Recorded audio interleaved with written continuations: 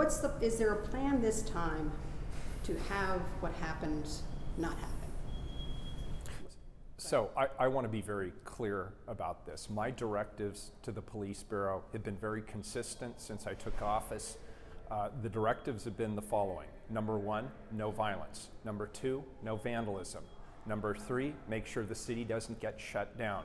Number 4, allow people to peacefully exercise their First Amendment rights. And number 5, enforce the law.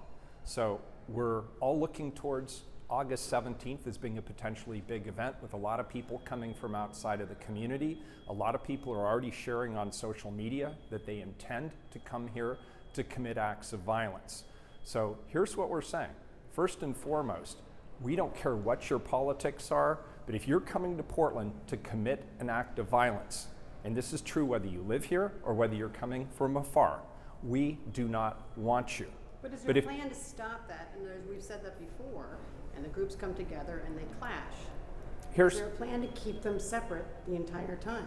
Yeah, here is our plan. If people still choose to come here, despite our request that they not come here to commit acts of violence, we'll be ready for them. We'll have the personnel and the resources that we need in order to maintain the public's safety. We'll have the partnerships in place, and we're working with federal, state, and local law enforcement partners. We've already been engaged in conversations with the governor's team about what public support from the governor and the state could look like. We've had conversations with the district attorney about how we could potentially handle larger scale arrests if necessary.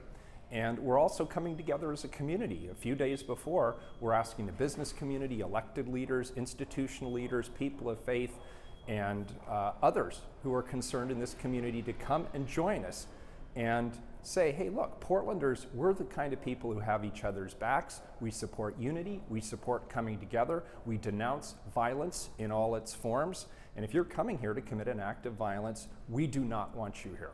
Is there anything that's going to be different in terms of tactics or direction this time? Yes, so I give the Police Bureau broad strategic directives. No violence, no vandalism, enforce the laws, don't let the city be shut down, protect peaceful demonstrations, the First Amendment rights of those who come here to demonstrate peacefully. But we will operationalize those strategic directives in the Police Bureau. There are things that will be different on August 17th. The Police Bureau will have the people, they will have the resources, and they'll have the tools that they need to get the job done. We'll have the partnerships in place that help us to achieve those goals, and I have great confidence that they will be able to keep the peace on August 17th. Some people ask, who are not familiar with things, saying, well, if groups don't have a permit, why are they allowed to come downtown and cause a problem? Well, first of all, we had over 200 demonstrations on the streets of the city of Portland last year, and only a very small handful led to any kind of violence. And operationally, we have said this is a tool that's in the toolkit along with many others. If we see a circumstance where people are getting out of control or people are blocking streets, we absolutely have the authority to enforce the permitting requirement. So if people march in the street and they don't have a permit, will they be allowed to? Technically, they're breaking the law, and again, this is an operational question, and I leave it up to the chief and the incident commander to decide when and where and how to engage with people who are violating the law. But it's my expectation that we will enforce the laws.